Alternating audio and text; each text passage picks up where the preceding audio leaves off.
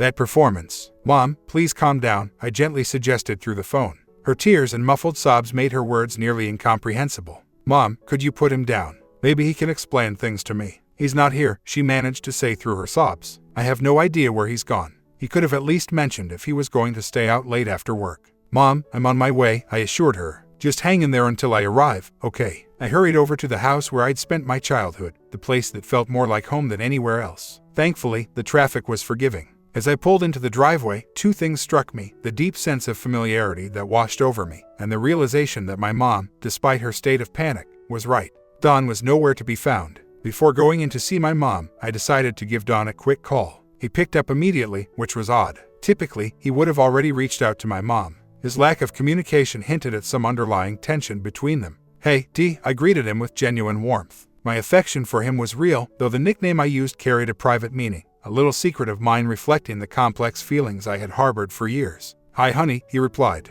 Everything okay with you? I'm all right, I said. I'm the calm one, remember. It's Mom who's all worked up. Maybe you could come by and help calm her down. I wish I could, but I can't right now, he responded, leaving me stunned. It was unlike Dawn to not be there for us. Maybe you should reach out to her friend from the dinner last night, he suggested. Can we catch up later, or perhaps tomorrow at work? Sure, I'll head home after making sure Mom's okay. We'll talk more about next week. There's something important I need to discuss with you, I mentioned. He hesitated, and for a moment, I was afraid he had caught on to the unspoken dynamics that had been playing out for years. All right, call me later. Just use my cell, he said finally. Will do, I assured him, my mind racing with thoughts. We'll keep this under wraps for a bit longer. No need for Mom to get wind of this yet. Oh, yeah, he said. His tone was off-putting. And there was more. Something about how he spoke made me uneasy. It was as though Dawn was disturbed by something. That was new. Dawn was always the rock. Even during an unexpected midnight fire, he was the picture of serenity. While Mom and I panicked, he managed the chaos with the ease of someone who'd faced such emergencies daily. He quickly evaluated the situation, leading us safely outside, then darted back into the flames to save our most important possessions. He managed to save financial records, my cherished items including my laptop and favorite games, along with Mom's precious keepsakes. Sadly, he couldn't save any of his own things. When I wept over the loss, he chuckled, assuring me that Mom and I were his true treasures. I promised myself to emulate his strength. Mom, though, was another story. Picture the epitome of overreaction, that's her. I suspected her current drama was overblown. Entering the chaotic house, I found Mom draped over the couch, surrounded by a sea of tissues, engulfed in tears. What's wrong, Mom? I inquired. It's my job. After all these years, my dedication means nothing to them, she sobbed. I sighed, recognizing the signs of another minor ordeal blown out of proportion.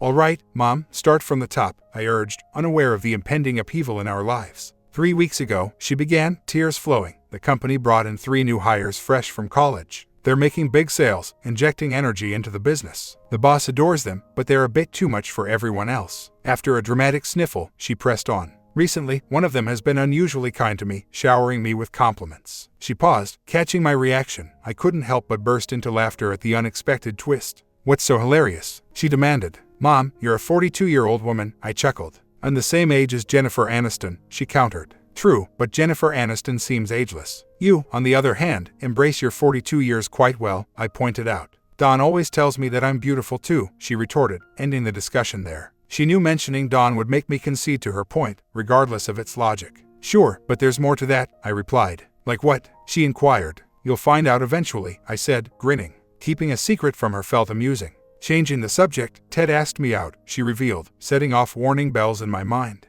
My amused expression faded quickly. You didn't accept, did you? I asked apprehensively. I did, she admitted with a hint of regret. I haven't been on a date in 14 years. A charming man invited me, so I thought, why not? Mom, you didn't go to a restaurant with him, did you? I pleaded. Yes, we went to that cozy Italian place Dawn likes, she said, looking down at my disappointed face. Oh, but that's not even the worst part, she continued, unaware of my distress. When I arrived at work today, it was as if last night never happened. Then, I noticed everyone at the office was whispering and laughing.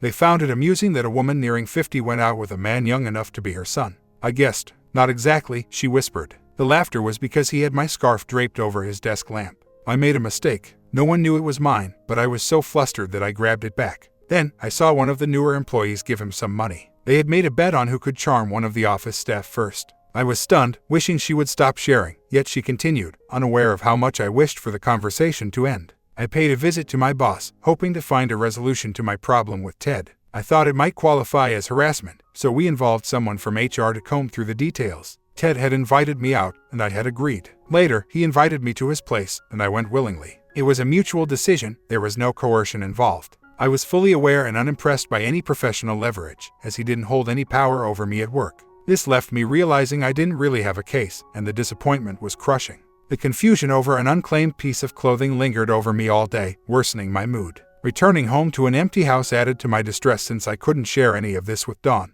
I had told him a half-truth about my plans for the evening, which now weighed heavily on me. My confrontation with my mother escalated quickly. I was overwhelmed with emotion, unable to hold back my frustration. My mother, trying to justify her actions, only added fuel to the fire, her attempts at explaining her perspective leading to an even greater rift between us. The conversation was charged with accusations and misunderstandings, reflecting the deep hurt and betrayal felt on both sides. In a desperate attempt to mend the situation, I reached out to Dawn, insisting we meet in person to discuss everything openly. Meanwhile, my mother, seemingly detached from the gravity of the situation, pondered innocuously about Dawn's whereabouts, unaware of the storm brewing because of our actions. This moment was a stark reminder of the intricate web of consequences spun from our decision, emphasizing the importance of honesty and open communication in navigating the complexities of relationships and family dynamics. "What are you talking about, Teresa?" she queried, her voice tinged with confusion. "Mom, Dawn caught you at the restaurant last night with someone," I stated plainly. Her face registered shock. "Oh," she uttered, the word hanging in the air. "So, he's aware I stretched the truth about my evening plans. It's not like one little fib is going to upset him much. But, to be clear, there's nothing romantic happening between Dawn and me. Can I exchange you for a different mom?"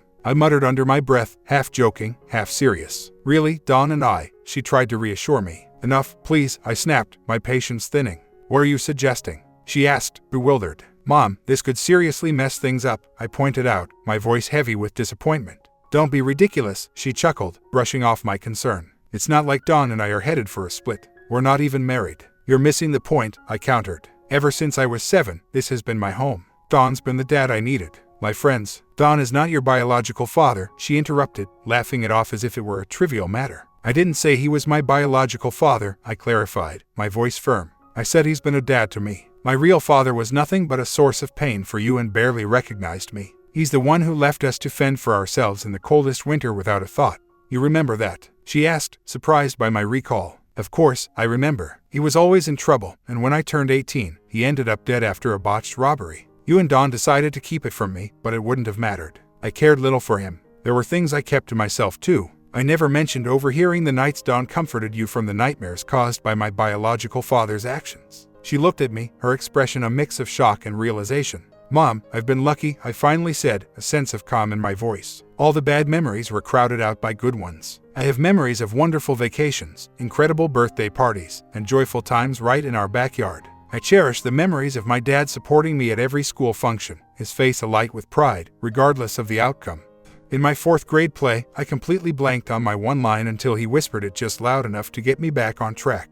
My dad was always there for me, whether I was struggling or excelling, showering me with encouragement or praise. He took immense pride in everything I did. Unlike my father, who seemed indifferent, my dad would passionately defend me, even to the point of arguing over unfair decisions at my softball games. I guess I never realized that's how you felt," she said, tears streaming down her face. "It sounds like he's been more of a father figure to you. Dawn and I, we're not like that. We're just housemates. I'm independent and strong. After what happened with your father, I've steered clear of serious relationships." I couldn't help but laugh. "Mom, remember when we had nowhere to go, right in the dead of winter? He opened his home to us, helped you land your job. Do you contribute to the rent here?"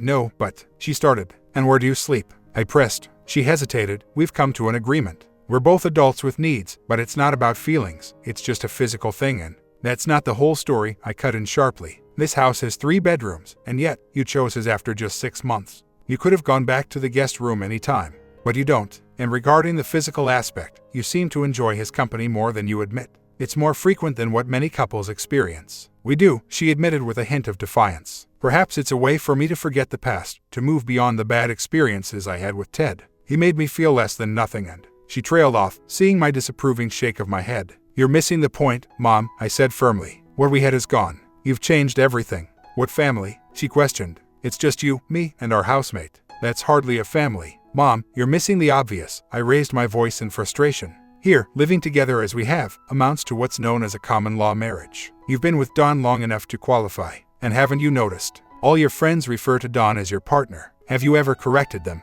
She was silent, shaking her head. And about the woman from your work, the one who made a move on Dawn at the Christmas party last year. Why did you feel the need to confront her? I asked, hoping she'd see the truth. Okay, I might have feelings for Donald, but that's only because. Mom, do you see a future with Dawn? How long do you think you two will last? You're employed and I'm grown up. You don't need to look after me anymore. Why haven't you ventured out on your own? You're capable and independent, aren't you? You surely don't need anyone else to take care of you, correct? She simply stared at me. Mom, who helps you when you can't reach your back in the shower? Who gives you a foot massage after a tiring day? I questioned. Mom, was it Ted who made you shout in the night when you thought I was asleep? Mom, I know it might be hard to hear, but you've loved Donald for over 14 years. You never sought out marriage before because in your heart, you've been committed to him long before your divorce from my father was finalized, I observed. She nodded, as if understanding for the first time. What you might not realize, Mom, is that Don loves you too. I believe he always has. That's what makes this situation difficult. He's been wanting to tell you, but hesitated because you often talk about independence and strength. Maybe it's time to balance that independence with acknowledging you have someone who supports you. I wish I could make you see the mess that's been made. I led her upstairs. Terry, wait, she implored. I searched through Don's belongings until I found it. Handing it over, her eyes widened with surprise and tears. Is this? She began. I nodded. Next week marks the anniversary of when Don entered our lives, I explained. He planned to propose, to make us a family officially. He wants to express his feelings directly to you, not just through me. Seeing her smile broadly, I quickly took the ring back before she could examine it further. I'll just talk to him, she decided. A miscommunication about a dinner date isn't the end of us. Mom, he saw you at a place you both frequent, lied about who you were with, and didn't come home. Imagine how that feels, being betrayed by someone you love. After 14 years, you betrayed him. Our family's foundation was shaken. Do you understand why Don was single when we met? She looked puzzled. He had just ended a marriage, I clarified. It was a tough time for him. Don served in the military, was away for a long time. Upon returning, he discovered his life had moved on without him. It's important to remember everyone's past and the impact of our actions. His wife had misled everyone into believing she had visited him a few times, resulting in her pregnancy. I couldn't help but chuckle when he shared the conversation he had with his dad, just before he ended his marriage. His dad had expressed joy over having a healthy grandson, but regretted that Don couldn't witness the birth. Don responded, wishing more so he had been present at the beginning. The separation was bitter. His wife did everything in her power to hold on to him, insisting the child was his until the DNA test proved otherwise. Even then, she pleaded for forgiveness, promising it was a one-time mistake. The judge showed little sympathy for her deceit, especially towards a serviceman, granting Don the divorce free from any financial ties. She begged for another chance, but the betrayal was too deep. The real father vanished without a trace. Don steered clear of relationships after that, until I entered the picture, stirring things up. When I arrived, the distress I found my mother in was just the tip of the iceberg, compared to her despair upon realizing her mistake. I left her in tears, repeatedly trying to reach Don, and drove back to my place. Don and I had an arrangement regarding his hand-me-downs, and I had my eye on his car. Currently, I was driving his old one, dreaming of upgrades like black rims and red calipers to enhance its look. Greeting the doorman, I was informed my dad was waiting in my apartment. I tiptoed in, finding Don lounging on my sofa. He joked about the need for a bigger TV, to which I defended my modest 32 inches plasma. Despite his nudge towards a larger screen, I insisted on addressing the more pressing issue, his situation with my mom. Amid our conversation, his phone incessantly buzzed with calls he tried to ignore, a clear indication of my mother's desperation. With a heavy heart, I hinted at the apparent cancellation of the wedding plans. I guess she never realized the extent of our connection, he reflected. I never got around to discussing it with her. Yet, looking back, perhaps it's for the best that things unfolded as they did. As painful as this is, it could have been far more devastating if we had advanced to marriage, or even engagement. Don, that distinction doesn't hold up, I countered. Legally, your situation is akin to marriage. If she sought legal advice, that's the angle they'd likely take. Recall the Lee Marvin case. That was a landmark scenario from my youth. They even coined palimony to describe the settlement paid to his long-term partner. He nodded in understanding. I guess that applies to celebrities with deep pockets. It's not as straightforward for the rest of us. We never married, never even broached the subject. And we don't share children. His gaze met mine. Terry, my words didn't come out as intended, he apologized. I get where you're coming from, I responded, a touch of sorrow in my voice. No, you don't, he retorted sharply, turning to face me directly. Terry, my affection for you couldn't be greater if you were my own. This situation changes nothing between us. The dynamics between your mother and me are what's shifting. But why, Don? I couldn't help but ask. My mother ... she's the kindest soul. She may not be a genius, but her love for you is genuine. Then why would she? His tone shifted, eyes narrowing, voice growing firmer. She was misled, Dad, I attempted to explain. Sure, she made a mistake, but consider her perspective. Feeling uncertain about her allure at her age, she encountered someone deceitful. Do you have any idea how he demeaned her at work today? He showed a complete lack of respect and decency, he started to say. No, Dad, it's not what you think, I corrected him. The situation was far from ideal. He disrespected her in the worst way. What did you just call me? He questioned, a hint of surprise in his voice. Sorry, it just slipped out, I admitted, unable to meet his gaze before a surge of bravery encouraged me to look up. But you understand what I'm saying, I continued, meeting his eyes. I apologize, Dad, but you've always been that figure to me. And maybe it's not fair to be angry with Mom because I haven't been entirely truthful with you either. I've been keeping things from you for a while now. You mean you haven't been honest about your personal experiences? He inquired, visibly taken aback. You misled me. Every girl has her secrets she keeps from her dad, I said with a smile. But that's a story for another time. Right now, let's focus on one thing at a time. Growing up, all my friends thought you were my father. I know, he replied, with a warm smile. Though, you don't understand, I pressed on. They thought that because I actually told them you were. I said I didn't call you Dad because you were trying to stay young at heart.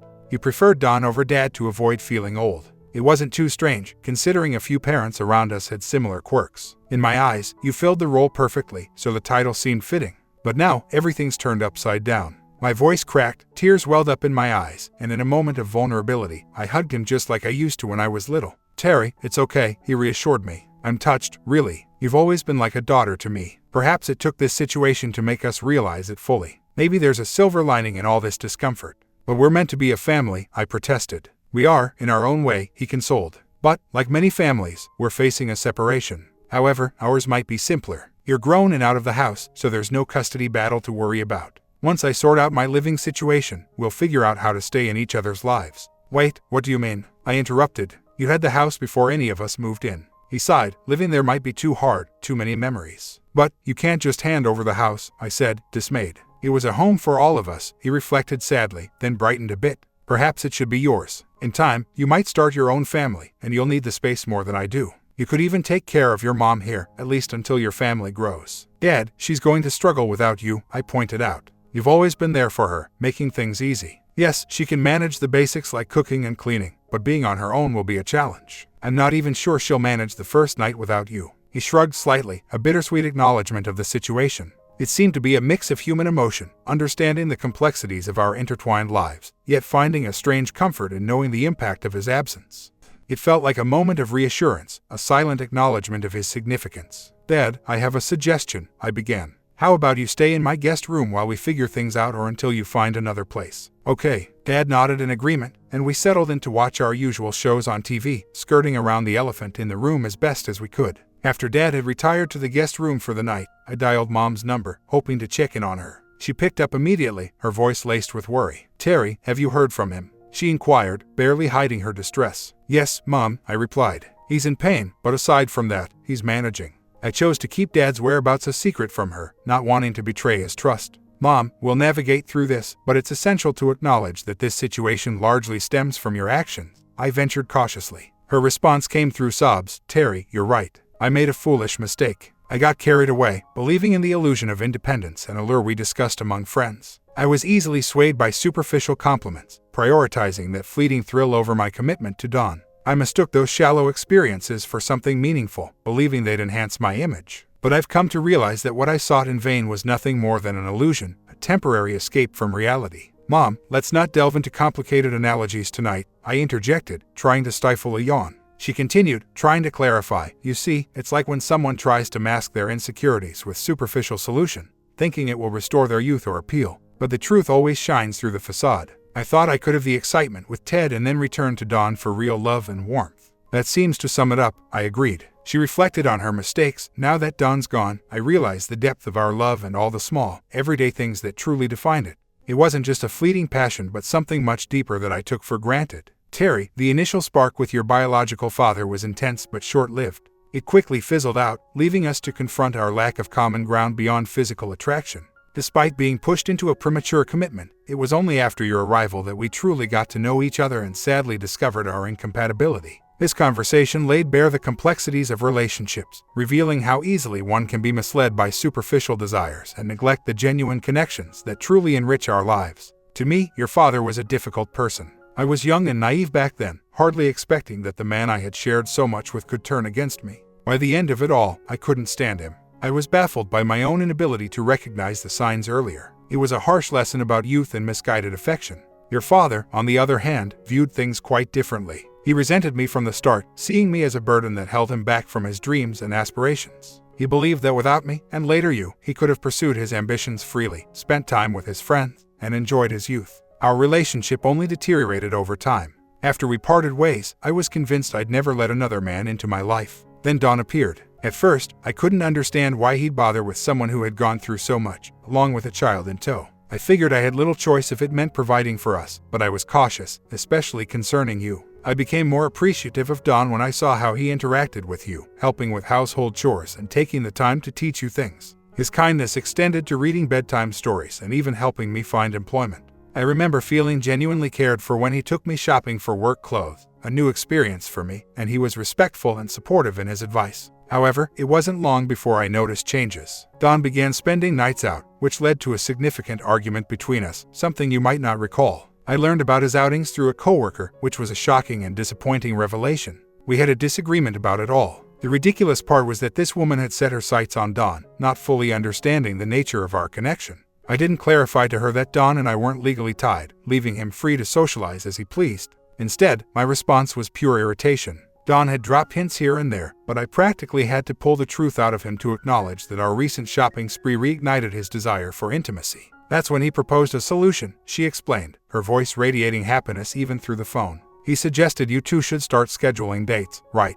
I inquired. No, he suggested we allocate specific days for each other to go out. It was an absurdly intricate plan. He claimed Mondays, Wednesdays, and Fridays for his evenings out, leaving me Tuesdays, Thursdays, and Saturdays. The one staying home would take care of responsibilities. By then, I trusted him enough to manage things in my absence, so it seemed feasible, yet I had a different idea in mind. I proposed we focus on strengthening our own bond instead. She laughed. I thought he was going to faint, but we agreed to it. We laid out numerous guidelines on how and when we would proceed. It felt strange for both of us. I was still wary of men in general. Yet, I couldn't stand the thought of Don with anyone else. Somehow, Don didn't seem like just another man to me. Deep down, I was also thinking about our stability. We had a comfortable arrangement, and I worried that if Don started seeing someone seriously, you and I would be left in a difficult position. The whole idea seemed absurd. As the moment approached, tensions rose. On my part, there was little excitement. Don wasn't the bad boy type. There wasn't a magnetic pull. My perspective was more practical. It was a gesture on my part, partly in gratitude for all he had done for us and partly to ensure he wouldn't drift away.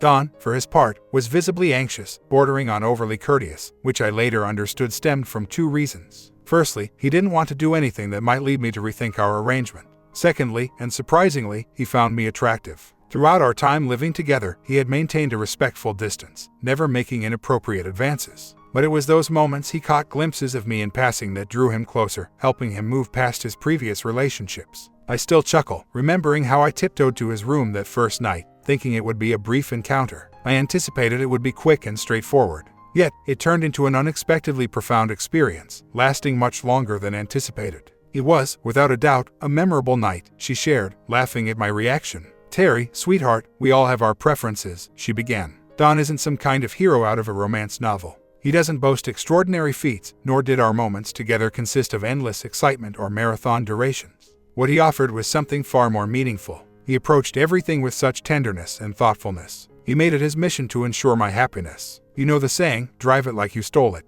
Well, that was how your father approached things with me. Donald, on the other hand, treated me with the care one would give to a rare and valued possession. Remember how our home has 3 bedrooms. Initially, we each had our room. But as you grew, we said we needed an office, a place for the computer and where you could study. That wasn't the whole truth. Yes, we needed the space, but I had grown so accustomed to sleeping beside Don that I couldn't imagine not doing it every night. It wasn't just about physical intimacy, Terry. It was about everything. I used to have nightmares when we first moved in. Don would comfort me until I fell back asleep. But nothing compares to feeling safe in the arms of someone who genuinely cares. I never had that with your father. He was distant, uncaring. But with Don, I felt secure and cherished. I feel so foolish admitting this now. Mom, we'll figure this out, I assured her. Get some rest, and we'll talk more tomorrow. After we ended the call, I couldn't help but ponder if there was indeed a way to mend things. As I headed to bed, passing the guest room, I could hear Don restless in his sleep, stirring my sympathy. I usually sleep through anything, But that night, my mind seemed to drift between awareness and dreams. I vaguely registered movements throughout the house, including the front door opening and closing. Eventually, curiosity got the better of me, and I decided to investigate, thinking Don had left. To my astonishment, he was still there. I quickly documented the scene with my phone before retreating to my room, a whirlwind of emotions. The next morning, as I prepared for the day, my mother was already in my kitchen. "Would you like some coffee?" she offered. "No, thank you," I replied with a forced smile, trying to lift the heavy air. "What's got you so down?" "I just missed Don terribly," she confessed. "I couldn't sleep at all last night. I was completely exhausted but restless. So, I came here, hoping a change of scenery might help. Your spare room worked wonders." I slept deeply for the first time in ages. But waking up, my worries were waiting for me, unchanged. "Mom, do you realize what's actually going on?" I probed gently, hoping to see a flicker of awareness in her eyes. "What do you mean?" she responded, a mix of curiosity and bewilderment in her voice. "Mom, I think I figured out the real reason behind your restful sleep last night." I started, my fingers swiping open the gallery on my phone to show her the visual evidence. It seemed the habitual comfort of sharing a space with Don had inadvertently provided a sense of tranquility amidst their personal unrest. Likely, Don, perhaps having gone for a late-night sip of water or a breath of fresh air, found his way back to bed and, without thinking, wrapped Mom in an embrace that was more reflex than conscious choice. In the photographs, they were depicted in a close embrace, suggesting an emotional intimacy that transcended the boundaries of mere physical proximity. They were dressed, yes, but the way they were intertwined hinted at a deep, complex connection between them, a silent testimony to their shared history and affection. As she absorbed the images, a look of astonishment crossed Mom's face. "When did you snap these?" she queried, her voice tinged with surprise and a hint of vulnerability. "Sometime in the early hours," I replied softly. "It wasn't just the bed that brought you peace, but the comfort of being together, even unconsciously." Her initial denial was palpable. "But he's gone," she stated, confusion written all over her face. "I remember him leaving for work. It seemed like any other day, except he didn't return to bid me farewell." My only response was a sympathetic shake of the head. "If you're just housemates, why the morning farewells?" I pushed gently, encouraging her to confront the deeper implications. She looked away, contemplative. "I'm not sure. It's just become our routine," she admitted softly. "Despite what these pictures might suggest, Terry, it doesn't change how I feel. I just wish for things to be back the way they were." I didn't know how to respond to her heartfelt admission, so I simply nodded, acknowledging her feelings. She remained seated, lost in thought, long after I had to leave. Upon reaching work, I sifted through my messages, a blend of the usual work-related inquiries and a few personal notes wondering about my absence from our regular hangouts. Then, hearing a voice from behind, "Thanks," it said. "Dad, this wasn't my intention," I clarified, facing the unexpected complexity of their situation. "It's about both of you." "How so?" he queried, genuinely puzzled. I went to sleep alone and woke up to find her next to me.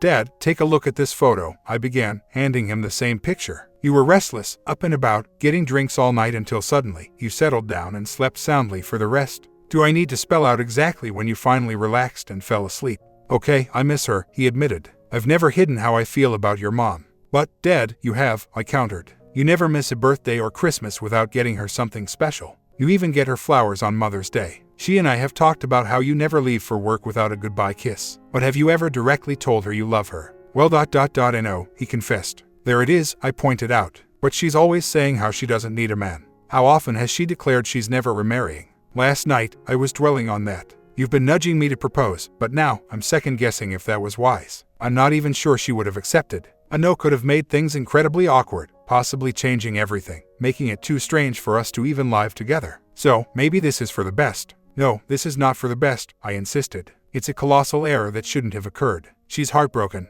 Tonight, when you both get back, you need to sit down and hash this out, like every other issue we've faced. Remember when you discovered I'd tried smoking? I still recall overhearing you both discussing how to handle it. That's the couple I remember. I don't recall a time when you couldn't sit and talk things through. I just don't know how to face her," he lamented. "She's her own person. We're not even married. I don't have the authority to dictate her choices. Essentially, I'm upset because of something she did." "Darn it, Dad," I exploded, pacing across my office to slam the door. "Look at this picture again. How can you go from being so close to her to saying you can't talk to her about this?" "I was asleep," he tried to explain, and her hand was over mine, So, clearly, she was okay with it, I pointed out. "And that's my point. You're caught up in technicalities. You mention rights, that she's free to do as she pleases, and that you're not married. But she's at my place, devastated because she realizes she made a mistake. You're not married, and that's precisely what terrifies her. If you were, at least there'd be a legal and moral bond until a divorce could be arranged. She fears you might leave and find someone else. That thought alone is driving her mad." Remember her overreaction to that female friend years back? That's why she suggested getting closer. She can't bear the thought of you with someone else, Dad. She just doesn't know how to express it. Well, seeking comfort in someone else's arms in that way certainly isn't the right approach, he pointed out. And that's exactly what you keep missing, I responded. I believe it's a big part of the problem here. You both see things so differently. My mom made a mistake. She's influenced by her colleagues, many of whom are single or divorced, who often pursue fleeting connections without considering the emotional consequences. They find themselves in a cycle of short-lived encounters with partners who show little to no regard for them. Eventually, they begin to believe that this is all there is, convincing themselves that they're better off alone and that deep, meaningful connections only bring complications. It's not the same for everyone, of course, but many of the so-called strong, independent women my mom spends time with are, in reality, just struggling to find lasting companionship. Mom's getting to an age where doubts about her allure begin to creep in, and that's exactly what I'm trying to say, I continued. What do you mean? He inquired. You know exactly what I mean, I replied. Even mentioning her insecurities about her looks made you react. Look, to you, my mom is the most beautiful woman in the world. To others, she might seem average. I might envy her figure in some ways, but not everything about her appearance. And there you go again, making that face. I need to get back to work, he said. I'll call you later, honey, and I'll think over what you've shared. Maybe in a few days, I'll attempt to talk to her. But for now, the pain is too much. I get what you mean by us having different perspectives. In your mom's view, our marriage wasn't conventional. We didn't have a formal commitment, so in her eyes, she hasn't done anything wrong. I realize now that your mom might be scared of getting too close. Every relationship she's had has fallen apart. You, on the other hand, have had a healthier experience with relationships. You've dated, learned when to hold on and when to let go. My mistake was assuming that without explicitly saying so, your mom and I were a unit. Perhaps I showed it, but never voiced it, fearing it might trap her. But in my heart, I've considered her mine for over a decade. So when she sought comfort with someone else, it cut deep. And yes, I do love her ... or at least I thought I did. Right now, I'm just not sure. I need some time alone. I'll be in touch later. The day at work passed by without much happening. My dad and I are colleagues at the same firm. He's in engineering, and I'm in finance. It's quite common for us to bump into each other and even share meals during our lunch breaks. Walking into my apartment, still amused by an encounter with someone in a Prius trying to strike up a conversation through rolled-down windows, I noticed my place seemed tidier than usual. I'm not particularly messy, but the heavy lifting of cleaning is usually reserved for weekends. Plus, there was a pleasant aroma in the air, a clear sign someone had been cooking. Emerging from the kitchen was my mom, looking rejuvenated with her hair done and dressed in an eye-catching outfit. She had prepared a roast with carrots and celery, a dish my dad adores. She gave me a knowing smile, then glanced around. You arrived before dawn, she asked, her smile widening. Her question took me by surprise. Well, Mom, I began, I'm not quite sure what's going on with Dad. We chatted at work, and, mid-sentence, I got distracted by the roast in the oven, reaching in to sneak a piece of celery, only to burn my finger in the process. Ouch, that's hot, I exclaimed. That's the risk of digging into something hot, she retorted with a smirk. I assumed it was just being kept warm for dinner, I remarked, nursing my finger. She brushed off my complaint, urging me to continue the conversation about Dad. As I filled her in, I could see her mood darkening with each detail. He said he needs some space. She probed, clearly worried. Dad was taken aback to find you had joined him unexpectedly. He woke up confused, got ready, and left. When I showed him the photos, he felt quite awkward, I explained. And why should he feel awkward? She questioned. I've talked to a few of my married friends. Without going into details, I just shared that I'd made a mistake and hoped for Don's forgiveness. From what I gathered, traditionally, if a man errs, he might bring home flowers. If a woman is at fault, she might cook his favorite meal. Then, after an apology, they reconcile and move on. This sanitized conversation navigates through the complexities of family dynamics and misunderstandings while maintaining the essence and tone of the original narrative, ensuring any explicit content is replaced with a more general description of events and feelings. Mom, you're not thinking straight, I said. When a married woman gets involved with someone else, it's a massive blow to her husband and their union. Roughly half of these situations lead to divorce. It really depends on if the husband can find it in himself to forgive. You might not see it, but Dad really cares about you. I tried to explain. I know he does, she interrupted. And I care about him too. I just didn't realize the commitment we had made. So, Mom, just give him a little time to process this, and then you two should have a conversation, I suggested. After seeing those photos of you two from last night, I'm convinced you won't be separated for long. In the following weeks, I observed my parents navigating a strange situation, almost like a game of musical chairs. Mom stayed with me at first until she discovered Dad was at our house, prompting her to return home. Then Dad, spotting her car in the driveway, decided to stay with me. After a few days, Mom returned to my place, and Dad booked a hotel room. The situation deteriorated, but not because of them directly. It was just terrible timing. Dad had to attend an engineering conference out of state, requiring him to leave early to prepare. His absence extended to nearly 10 days, meaning they were apart for almost a month. When Dad returned, Mom looked exhausted, and he was still avoiding her calls. Mom had been facing issues at work too. Ted, her colleague, had been making her life difficult ever since he was reprimanded for his actions. He acted as if he'd done nothing wrong, justifying his behavior by saying they had gone out for dinner, and then to his place willingly. Ted dismissed the impact of his actions, including displaying Mom's personal items at work, as a joke. He painted Mom as the antagonist for trying to hold him accountable at work, which could affect his career progression.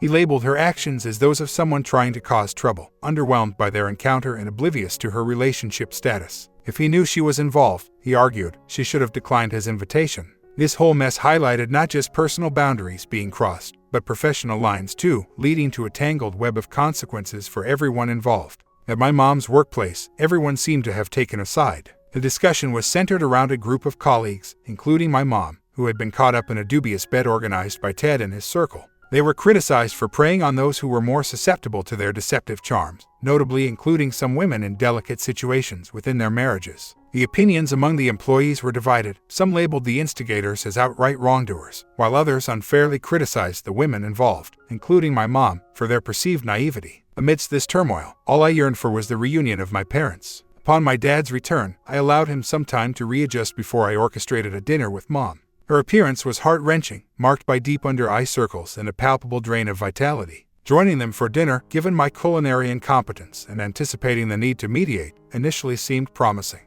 However, as the evening progressed, an uncomfortable silence fell over us, overshadowed by unspoken issues. Attempting to break the ice, I suggested to my dad that it might be good to discuss whatever was lingering between them. Surprisingly, he dismissed the need for any conversation, claiming he had come to terms with everything during his absence. This was uncharacteristic of him and took us by surprise. Mom's response was a mixture of relief and joy, a rare sight recently. She questioned if this meant she could return home, to which my dad replied in a matter-of-fact manner, highlighting the absence of his presence rather than her physical departure from their home. His reaction was indifferent, almost detached, adding to the tension. In a hopeful attempt to lighten the mood, I mentioned it was nice to anticipate a return to normalcy for them. My dad's response was cautious, hinting at a long road ahead. Mom, eager to mend things, expressed her regret and promised such a mistake would never recur. My dad's reply, though, was unexpectedly tender. He insisted that the burden of apology was his to bear, not hers. This exchange, contrasting deeply with the earlier tension, left me reflecting on the complex layers of their relationship and the path toward reconciliation. My mom might not be the quickest to catch on, but even she sensed there was trouble brewing. Naturally, she got the details wrong, but her intuition that something was amiss wasn't off the mark. What's her name? She pressed, barely containing her anger. Whose name? He replied, genuinely confused. The woman you're supposedly involved with, as your way of getting back at me, my mom accused. You're pretending to forgive me because, in your mind, you've leveled the playing field. Don't play dumb with me. While you were away, you must have met someone and thought that makes us even. But it's not the same, and deep down you know it. I made a mistake because I was misled and felt humiliated. What happened with me was an accident. You, on the other hand, sought this out as a form of revenge. What I did was out of ignorance and I regret it deeply. Your actions, however, were calculated to cause pain. So, spill the details. She was younger and more attractive than me, wasn't she? Marlene, you're off base, Dawn replied, looking her straight in the eye with sincerity. I'm willing to undergo a polygraph test to prove my innocence. I haven't been with anyone else since our last encounter. At that moment, I think my mom realized he was sincere. A tentative smile crossed her face, one that seemed to brace for further revelations. Then why are you apologizing to me? She questioned. I'm the one who made the mistake, Dawn. I promise you. You didn't mess up. I did, he interjected, throwing us both for a loop with his admission. And how exactly did you mess up? She inquired, her curiosity piqued. I let jealousy and insecurity get the best of me, he confessed. I overreacted. My mom pondered his words, visibly confused, yet the message to me was crystal clear. Dawn, you haven't done anything wrong, she reassured him. Your feelings were completely understandable. No, he countered, my behavior was immature and unacceptable. It won't happen again. It won't have to. I've already assured you I won't make the same mistake twice. There's no need for jealousy, Mom responded, trying to soothe his concerns. That's entirely your choice, he responded, his tone cooling. It's not my place to dictate your actions. You're a capable, independent person. It's your life to live. So, you're saying you've forgiven me, just like that? She asked, trying to grasp the situation. We can simply go back to how things were. My comment, do you think there will be forgiveness? This one is a tad longer and I need to take a break for my hands before working on the second part. Hope you guys are enjoying this one, and if you do, hit that sub, cause it really does support me, and I will see you in the ending.